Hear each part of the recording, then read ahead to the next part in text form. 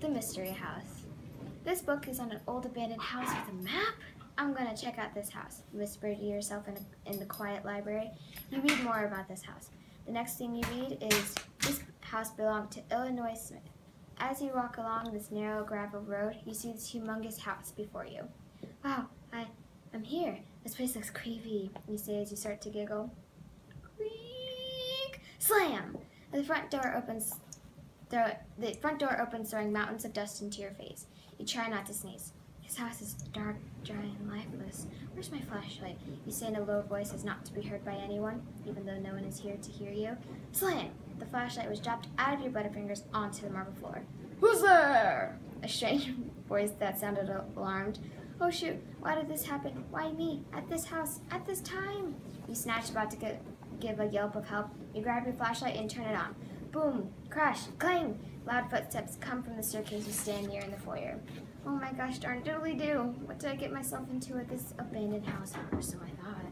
You think of as you run into a garden full of flowers, bugs, and a random trapdoor covered in grapevines? The footsteps get louder and louder. What the heck? I'll enter this weird door. What do I have to lose?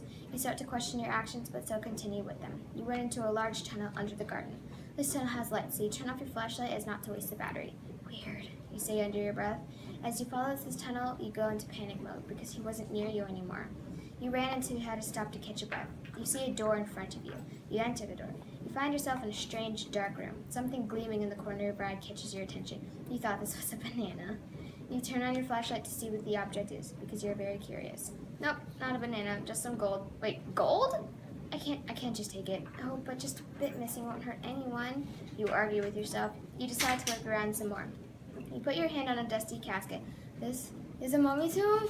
Ew! You scream in disgust. Boom! Bang! Bam! A bright light comes from the door you entered.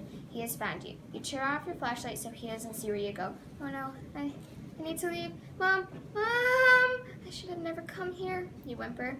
You sprint down the grand hallway that is full of dust, cobwebs, and rats. You open a door that leads to a room with large contraptions. You turn on your flashlight so you don't bump into something. You walk up to one and wipe off some dust to reveal the name of Rube Goldberg. I don't know what to say. Well, 76 of them. They're just awesome. My reading on these contraptions paid off. Man, they did simple tasks in a very complicated way, you say in a shock of excitement. You decide to look around some more. Looking at every machine in the room, you come across one with 4 mini hammers.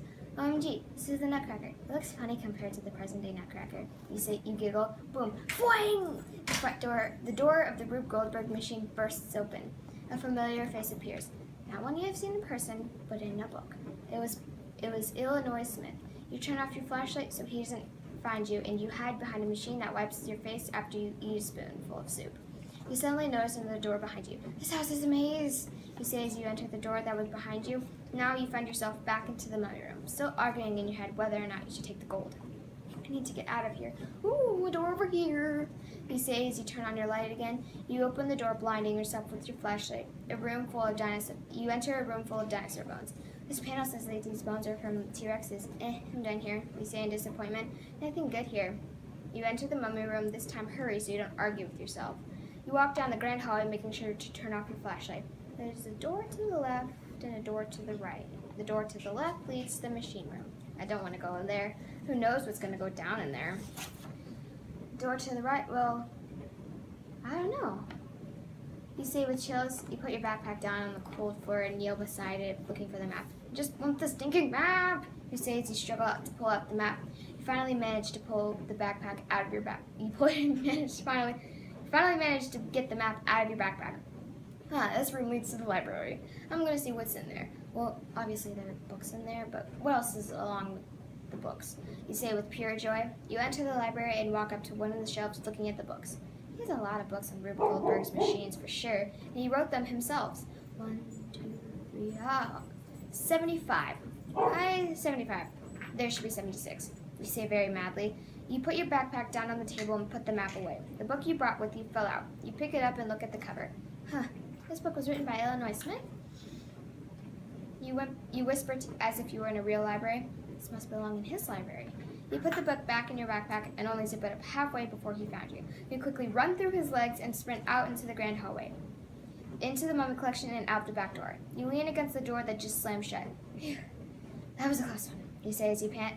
As you run home, you think, should I put the book back in his library? Nah, I don't want to have to pay for it. Then you run home to tell your family about your adventures. That was my story.